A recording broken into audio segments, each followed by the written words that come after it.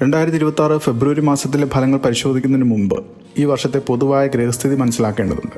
ജ്യോതിഷ പണ്ഡിതന്മാരുടെ അഭിപ്രായത്തിൽ 2026 എന്നത് മാനവരാശിയെ സംബന്ധിച്ചിടത്തോളം ഒരു വലിയ വഴിത്തിരിവാണ്.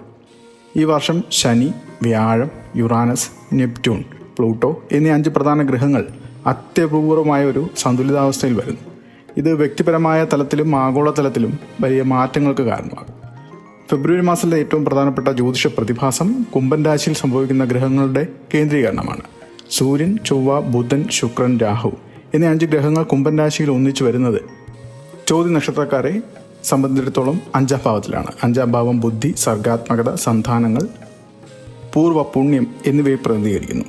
ഈ കേന്ദ്രീകരണം ചോതി നക്ഷത്രക്കാരുടെ ചിന്തകളിൽ വിപ്ലവകരമായ മാറ്റങ്ങൾ കൊണ്ടുവരുന്നൊരു സമയത്തെയാണ് സൂചിപ്പിക്കുന്നത്. ചോതി അഥവാ സ്വാതി ഈ നക്ഷത്രം അതിൻ്റെ സ്വഭാവത്തിൽ തന്നെ മറ്റുള്ളവരിൽ നിന്ന് വ്യത്യസ്തമാണ്. രാഹു അധിപനായ ഈ നക്ഷത്രം വായുവിൽ ആടുന്ന ഇളം തളിരിനെ പോലെയാണെന്ന് പറയപ്പെടുന്നു. ഇത് സ്വാതന്ത്ര്യത്തിനായുള്ള അടങ്ങാത്ത ആഗ്രഹത്തെയും മാറ്റങ്ങളെ ഉൾക്കൊള്ളാനുള്ള കഴിവിനെയും സൂചിപ്പിക്കുന്നു. 2026 ഫെബ്രുവരിയിലെ ഊർജം ഈ നക്ഷത്രങ്ങളുടെ സ്വഭാവത്തെ കൂടുതൽ ശക്തിപ്പെടുത്തുന്നു. ഈ കാലയളവിൽ ജ്യോതി നക്ഷത്രക്കാർ തങ്ങളുടെ സ്വത്വത്തെക്കുറിച്ച് കൂടുതൽ ആഴത്തിൽ ചിന്തിക്കുന്നു.